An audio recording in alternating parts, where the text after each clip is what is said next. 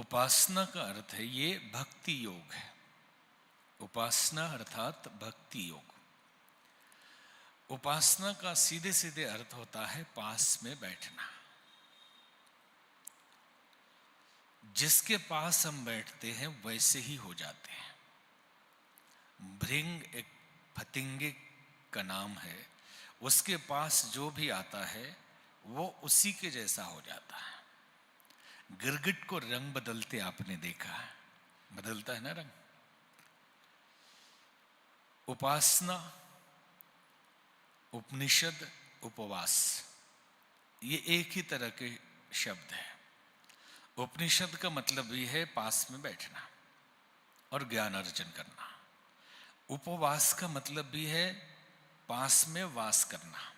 उप का मतलब होता है निकट और वास का मतलब रहना, उपवास। लेकिन आज हमारे समाज में ऐसी समस्या है कि लोग उपवास कर रहे हैं, लेकिन कहाँ उपवास कर रहे हैं। सिंघाड़ा के आटे की पकौड़ी खाओ। आज क्या हो रहा है भाई, तो आज तो उपवास चल रहा है। तो उपवास में क्या हो रहा है, बन रहा है। अभी उपवास भी बनता है कहीं। किसी ने एक डॉक्टर से दिखाया, पेट का मरीज था। पेट का मरीज बेचारा डॉक्टर से दिखाया तो डॉक्टर ने कहा कि परहेज करना, ये दवाई खाना, बीमारी ठीक हो जाएगी। एक हफ्ते के बाद लौट के आया, बीमारी और बढ़ गई थी। डॉक्टर ने कहा कि मैंने कहा था हल्का हल्का खाना, तुमने क्या खाया। उसने कहा डॉक्टर साहब एकदम हल्का हल्का खाया। क्या खाए, तो समोसा, कचौड़ी, जिलेबी, यही सब खाए। बोले ये हल्का है, ये तेल पे तैर रहा था, इससे हल्का और क्या हो सकता है। तो ऐसे भी उपवास करने वाले। एक तो मिला, एक दुकान में, रेस्टोरेंट में समोसा खाने जाता था और समोसा खाने में ऊपर का छिलका निकाल दे और भीतर का खा जाए। एक हफ्ते तक वो ऊपर का छिलका निकाल दे समोसे का और भीतर वाला खा जाए।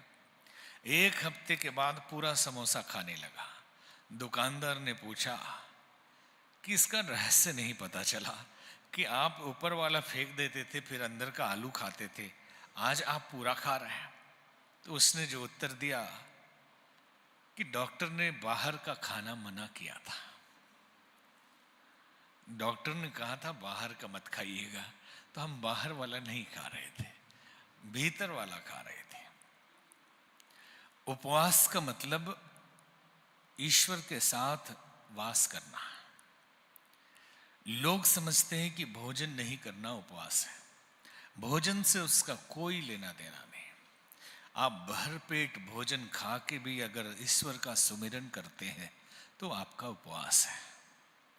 और अगर बिना खाए हुए भी संसार का चिंतन करते हैं तो आपका उपवास नहीं है। और ये बिना खाए रहने की परंपरा कहां से आई होगी। निश्चित है कि जब उपवास किया होगा, ईश्वर के साथ बैठे होंगे, ईश्वर के चिंतन में लीन रहे होंगे, तो उस दिन खाने का ध्यान ही नहीं रहा होगा। खाने का ध्यान ही नहीं रहा होगा तो बाहर से देखने वाले को लगा होगा कि खाना नहीं खाना उपवास है। पूछा होगा कि क्या कर रहे हैं, तो उसने कहा होगा आज हम उपवास कर रहे हैं, मतलब भगवान के साथ बैठ रहे हैं। तो देखा खाना तो खाया नहीं, मतलब खाना नहीं खाना उपवास है। अथवा ये भी हुआ हो कि फुर्सत न मिली हो भगवान के भजन में खाना पकाने की, या सलाह दिया हो विद्वानों ने, संतों ने कि अरे फल फूल खा के काम चलाओ, बनाने में लगे रहोगे तो उपवास होगा कैसे। लेकिन हमने क्या बना लिया। कितने जगह जाते हैं, अनेक प्रकार के व्यंजन बने रहते, क्या आज उपवास का भोजन है ये। उपवास का कहीं भोजन होता है। ठीक ऐसे ही उपासना, उपासना का अर्थ होता है पास में बैठना। हम जिसके पास बैठते हैं वैसे ही हो जाते हैं। संसार में आपने देखा है, डॉक्टर बनने के लिए डॉक्टरी पढ़ने के मेडिकल कॉलेज हैं, इंजीनियर बनने के लिए इंजीनियरिंग पढ़ने के लिए इंजीनियरिंग कॉलेज है, बिजनेस समझने के लिए मैनेजमेंट कॉलेज है। लेकिन कभी आपने देखा कि बीड़ी सिगरेट पीने के सीखने का कोई कॉलेज स्कूल है? देखा कहीं आपने? उससे अधिक शराब पीने वाले लोग हैं। बार बार ये बोलना पड़ता है cigarette is injurious for health, लेकिन सिखाया किसने? ये ट्रेनिंग दी किसने? संगति, उपासना। पास में जिसके हम बैठते हैं उसके सारे गुण और अवगुण हमारे हो जाते हैं। जिसके पास बैठते हैं, शराब पीने वाले जो पहली बार शराब पीते होंगे, तो हमारा अनुमान है ऐसा कि साथियों ने कहा अरे तुम नहीं पीते हो कोई फर्क नहीं पड़ता, आज एक पैग लेने में क्या दिक्कत है, माहौल है, जमाना है, समय है, क्या फर्क पड़ेगा, जिंदगी जी लो। अब वो भी नाना हाँ हाँ करते करते थोड़ा सा ले लिया, धीरे धीरे अब पिलाने की जरूरत नहीं, अब वो पिलाएगा। अब वो कहता है आज हम पार्टी देते हैं, आइए, मन नहीं लग रहा। तो ये पास में बैठते बैठते आदत हो जाती है, और आदत ऐसी होती है कि अभी सुबह ही चर्चा हो रही थी कि वहां से फिसले तो यहां आ पहुंचे, मालूम नहीं था इतनी ढलान है। थोड़ा थोड़ा फिसलते गए, थोड़ा थोड़ा फिसलते गए, जब गड्ढे में पहुंच गए तो पता चला अब तो निकल ही नहीं सकते। हमने तो सोचा था ये सहारे के लिए है, इसने तो बेसहारा कर दिया। दुनिया में सब कुछ लुट जाए, सद्बुद्धि न लूटे। सब कुछ मिल जाए और दुर्बुद्धि आ जाए तो समझना परमात्मा नाराज है, क्योंकि वो आपकी दुर्बुद्धि उसी साधन से आपको खत्म करेगी। और सब कुछ लुट जाए फिर भी सद्बुद्धि मिल जाए, कोई सत्संग मिल जाए, तो समझ ले ईश्वर की कृपा है और सब मिल जाएगा। तो उपासना जिसके पास हम बैठते हैं उसी के जैसे हो जाते हैं, और उसके सारे गुण और अवगुण हमारे अंदर आ जाते हैं। तो किसकी उपासना करें, किसके पास बैठे? परमात्मा की उपासना करनी चाहिए, ईश्वर के साथ बैठना चाहिए।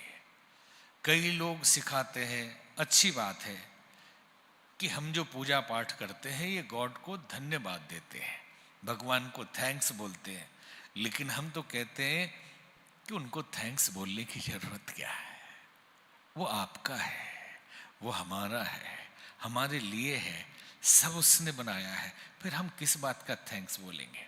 हम अपनी ड्यूटी निभाएंगे, हम अपने कर्तव्यों का पालन करेंगे, लेकिन फिर उपासना क्यों?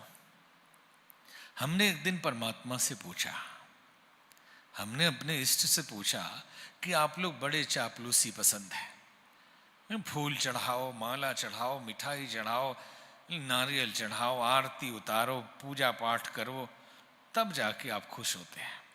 तो चापलूसी ही तो है।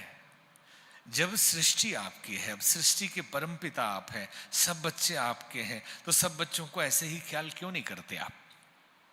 सब बच्चों का ध्यान रखिए, नहीं आपकी आरती करेंगे तब आप ख्याल रखेंगे, तो कैसे परमात्मा है आप? तो हंसते हुए उन्होंने कहा कि मुझे मालूम है कि मैं तुम्हारे साथ हूं, क्या तुम्हें भी मालूम है कि मैं तुम्हारे साथ हूं? भगवान कहता है कि मुझे मालूम है कि मैं तुम सब के साथ हमेशा रहता हूं, एक क्षण के लिए भी अलग नहीं होता, और मैं तुम्हारा पूरा ख्याल रखता हूं, लेकिन तुम्हें भी ये पता है कि मैं तुम्हारे साथ हूं? अगर पता हो तो फिर इस संसार में डर किस बात का? जब संसार के संसारी पिता भी साथ में होते हैं, कोई बड़ा आदमी साथ में होता है, तो भय दूर हो जाता है कि ये हमारे साथ हैं, अब डरना क्या? जब ईश्वर ही साथ में है तो डर किस बात का? और अगर डर लग रहा है, इसका मतलब तुम्हें ये विश्वास नहीं कि मैं तेरे साथ हूं। तो ये याद करने के लिए बार बार ये पूजा पाठ करनी पड़ती है कि ईश्वर मेरे साथ है, वो देख रहा है, हर जगह है, हर कण में है, और हमेशा हमारे भले की करता है। समझ लेना क्यों पूजा करनी पड़ती है, कि हमें याद रहे कि वो हमारे साथ है। बार बार नहीं तो पिताजी लेके गए बच्चे को मेले में, और मेले में बड़ी भीड़ है, पिताजी बहुत लंबे हैं, बच्चा छोटा है, पिताजी की दृष्टि बच्चे पे है कि उनकी दृष्टि से वो ओझल ना हो जाए।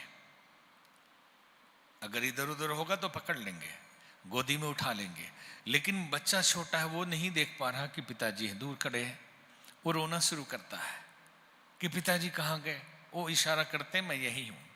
ठीक ऐसे ही बच्चा रोना शुरू करता है कि परमात्मा किधर है, प्रभु किधर है, देख नहीं रहे। वो कहते हैं मैं देख रहा हूं, मैं यहीं खड़ा हूं, अपने नजरों से तुझे ओझल नहीं होने दूंगा। तो उपासना भगवान के साथ संबंध बनाना है, भगवान के साथ बैठना है, उनसे बातें करना है। और लोग कहते उनको अपना बना लेना, हम कहते नहीं, जो अपना न हो उसे अपना बनाया जाता है, और जो है ही उसे अपना क्या बनाएंगे।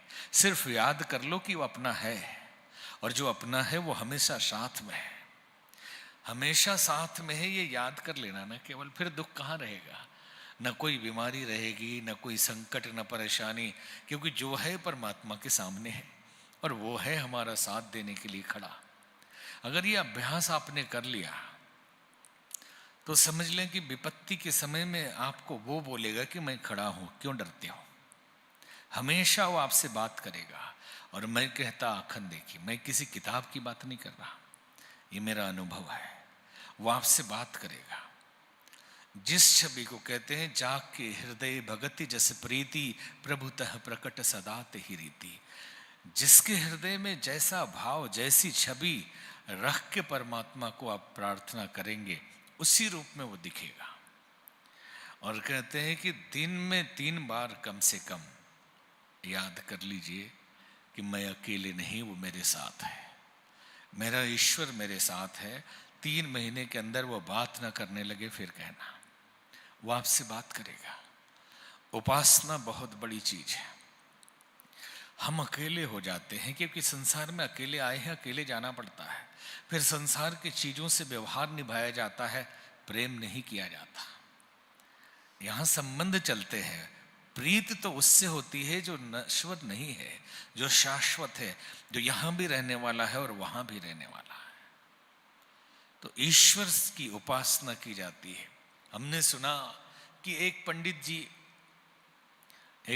जी पूजा पाठ कराते थे, और पूजा पाठ से जो पैसे मिलते थे उससे जमा करते जाते थे कि इकलौती बेटी है, बेटी बड़ी होगी तो विवाह में पैसा खर्च होगा। उस जमाने में बैंक नहीं हुआ करते थे, तो एक सेठ जी के यहाँ पैसे जमा कर देते थे कि सेठ जी जब बेटी का विवाह होगा तो आप ये पैसे मुझे लौटा देना, मैं उसको खर्च करूँगा। बेटी बड़ी हो गई, विवाह तय हो गया, पैसा मांगने गए तो सेठ जी ने कहा कोई लिखाई पढ़ाई है। पंडित जी अनजान थे, उन्होंने कहा नहीं। सेठ जी ने कहा नहीं, मैंने आपके कोई पैसे नहीं लिए। अब सेठ जी की बात देखकर पंडित जी तो फूट फूट कर रोने लगे, सिर पीटने लगे कि मेरा पूरा पैसा ले लिया सेठ जी ने, अब बेटी का विवाह कैसे होगा। तो किसी ने सलाह दिया कि यहाँ के राजा बड़े दयालु हैं, और राजा से आप मिलो, जरूर समाधान करेंगे। पंडित जी राजा के पास गए और राजा से सारी बात सुनाई। राजा ने कहा कि ब्राह्मण देवता, आज मेरी सवारी निकलने वाली है नगर भ्रमण के लिए, तो आप मेरे साथ रथ पे बैठिए। पंडित जी घबराए, रथ पे बैठ के क्या होगा, मेरा पैसा तो दिलवाइए। बोले आप मेरे साथ रथ पे बैठिए, आपका काम हो जाएगा। रथ नगर भ्रमण के लिए निकला। सारे लोग फूल माला लेकर अपने अपने दरवाजे पे खड़े थे कि सम्राट की सवारी आ रही है। सारे दुकानदार दुकान बंद कर करके फूल माला लेके खड़े थे। वो सेठ जी भी खड़े थे। सेठ जी ने जैसे ही देखा कि रथ पे पंडित जी बैठे हैं, मुझे मालूम नहीं था ये राजपुरोहित है, अगर राजा से शिकायत कर दी तो मैं मर जाऊंगा।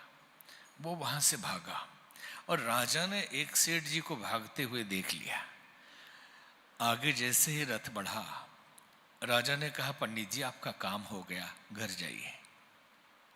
पंडित जी बोले पैसा तो दिलाया नहीं। बोले आप घर जाओ, काम हो गया। घर गए तो देखा सेठ जी एक ट्रक सामान लेके आए हैं, एक गाड़ी सामान लेके आए हैं, और चरणों में गिर के रोने लगे कि हे राजपुरोहित जी क्षमा करिएगा, मैं आपको पहचान नहीं पाया। आप राजपुरोहित हैं, आपने बताया क्यों नहीं पहले?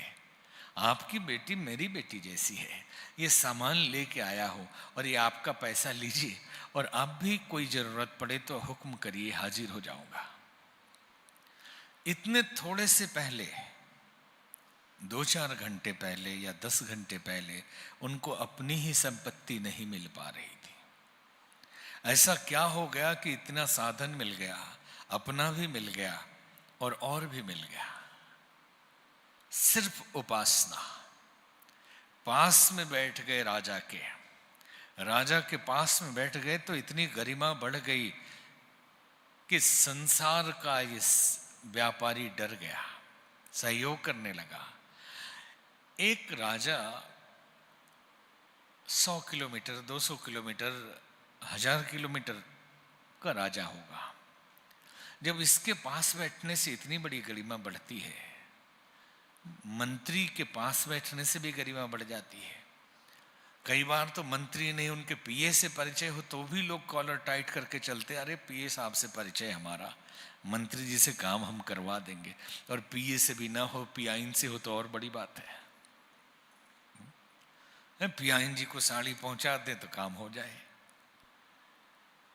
कई लोग मिलते हैं ऐसे, पान के दुकान पे जाएंगे, फ्री में पान खा लेंगे, खादी का कुर्ता पैजामा, सफेद जूता पहने नेताजी, और वो बेचारा डर से पूछेगा नहीं कि अरे मंत्री जी के साथ पीछे वाली गाड़ी में हम ही बैठे हुए थे, मतलब 7वें नंबर गाड़ी में हम थे।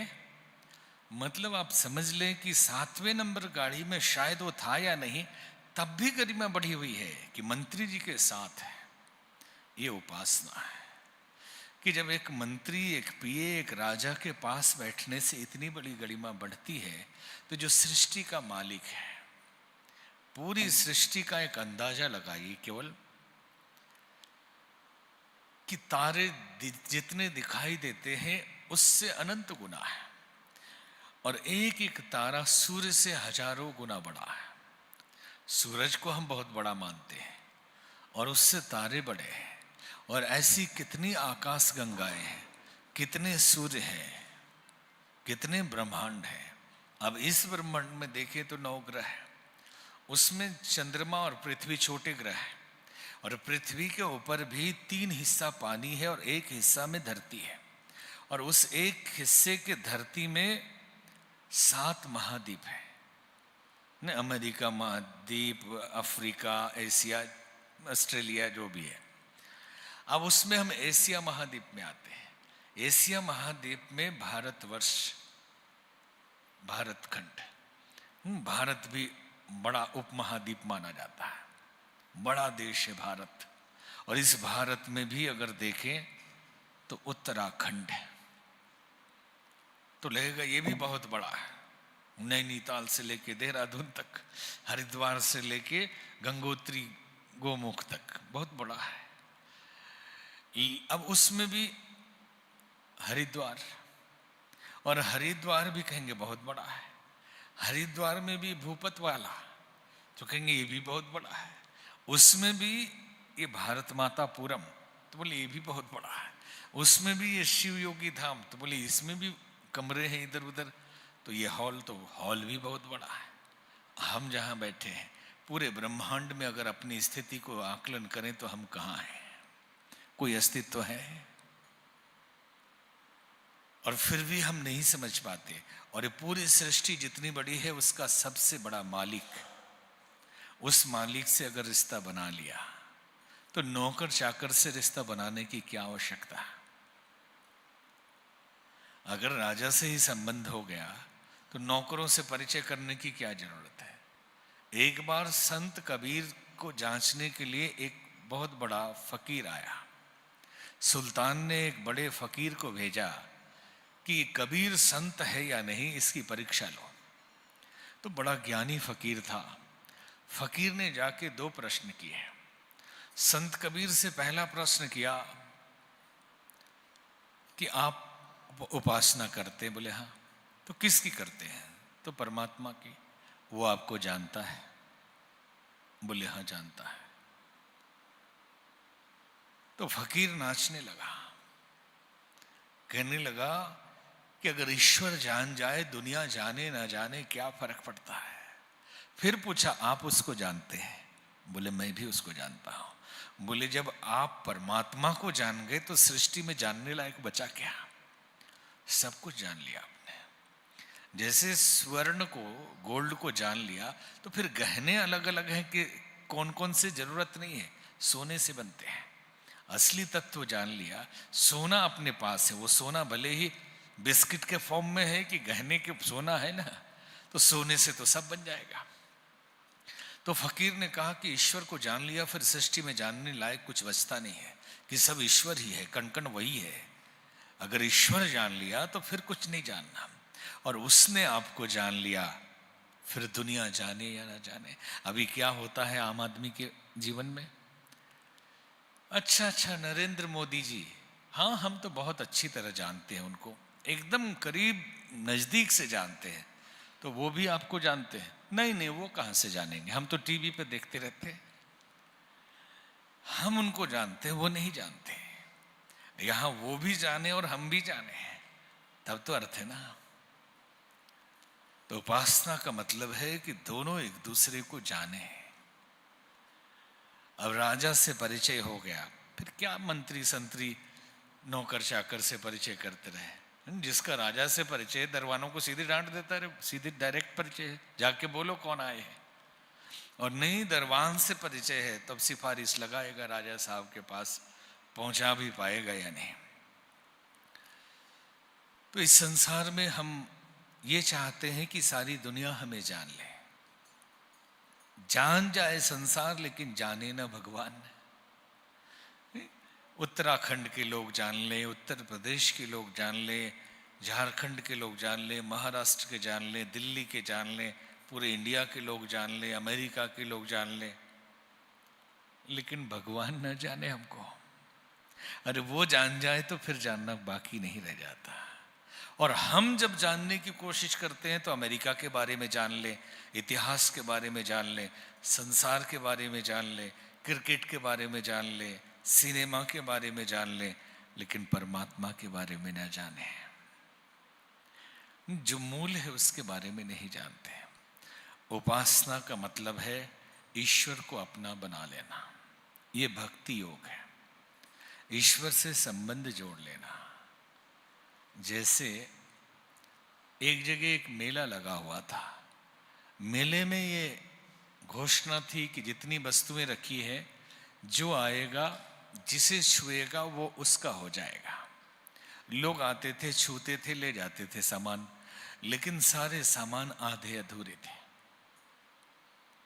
एक भी पूर्ण नहीं था उसमें, सारे सामान आधे अधूरे थे। एक समझदार आदमी आया, उसने किसी भी वस्तु को स्पर्श किया ही नहीं। राजा साहब बैठे थे, उन्होंने पूछ दिया कि भाई इतने कीमती कीमती सामान रखे हैं, तो इनको छुओ और ले जाओ। उसने कहा, राजन, आधी अधूरी वस्तुओं को क्या छूना? तो फिर तूने क्या विचार किया? उसने राजा के पैर छू लिए, उसने राजा के ही पैर छू लिए, मतलब पूरा मेला उसका। तो संसार में एक एक चीज क्या मांगना परमात्मा से कि प्रभु ये दे देना? अरे भगवान को ही मांगिए, सब आपका, पूरी दुनिया आपकी हो जाएगी, जो उसका है सब हमारा। यही उपासना है, और उपासना नित्य करनी ही चाहिए। हम दुखी तब होते हैं जब हमारा कनेक्शन कट जाता है, जब हर जीव परमात्मा का अंश है, अर्थात सत्य है, आनंद स्वरूप है, शाश्वत है, सनातन है, दिव्य है। जब आनंद स्वरूप है तो दुखी क्यों रहते हैं हम लोग? दुखी इसलिए रहते हैं कि हमारे आनंद से हमारा कनेक्शन कट गया है। बल्ब लगा हुआ है लेकिन बत्ती जल नहीं रही है, हमारी आत्म ज्योति प्रकाशित नहीं है, क्योंकि कनेक्शन कटा है। ये फिर से जोड़ देना उपासना है, ईश्वर के साथ संबंध जोड़ना ही उपासना है। इसलिए नित्य उपासना करनी ही चाहिए। लोग कहते हैं हम पूजा पाठ में नहीं मानते, क्या रखा है इसमें? ये नादान लोग हैं। पूजा पाठ को समझ क्या रखा है? आप एनर्जी से जीते हैं, आप ऊर्जा से जीते हैं, आपको शक्ति की जरूरत है दिमाग के लिए, चलने के लिए, खेलने के लिए, बोलने के लिए या किसी कार्य के लिए, प्रभाव के लिए, जीने के लिए। आप ऊर्जा के स्रोत से जुड़ेंगे तो ऊर्जावान बनेंगे। लेकिन हमने अपने दिमाग में परमात्मा के प्रति, पूजा पाठ के प्रति ऐसी मान्यताएं भर ली है कि जैसे कोई एक अलग चीज है, हमारी जिंदगी का महत्वपूर्ण अंग है कि हमें ऊर्जा चाहिए, अन्यथा हम बुझ जाएंगे, समय से पहले खत्म हो जाएंगे। आप गाड़ी में पेट्रोल भराते हैं, शरीर में भोजन भराते हैं, तो इसमें जो भीतर की शक्ति चाहिए वो चाहिए या नहीं? तो उसके लिए तो संबंध जोड़ना पड़ेगा ना। फिर आप प्रकाशित हो जाएंगे, फिर आपका तेज, आपका प्रभाव, आपका ज्ञान, आपकी खुशी, आपका आनंद कोई छीन नहीं सकता। तो उपासना अपने इष्ट के साथ बैठना। अब आपके जो भी इष्ट हो और जो गुरु जी द्वारा मंत्र दिया गया हो उस मंत्र का जप करना, ये उपासना है।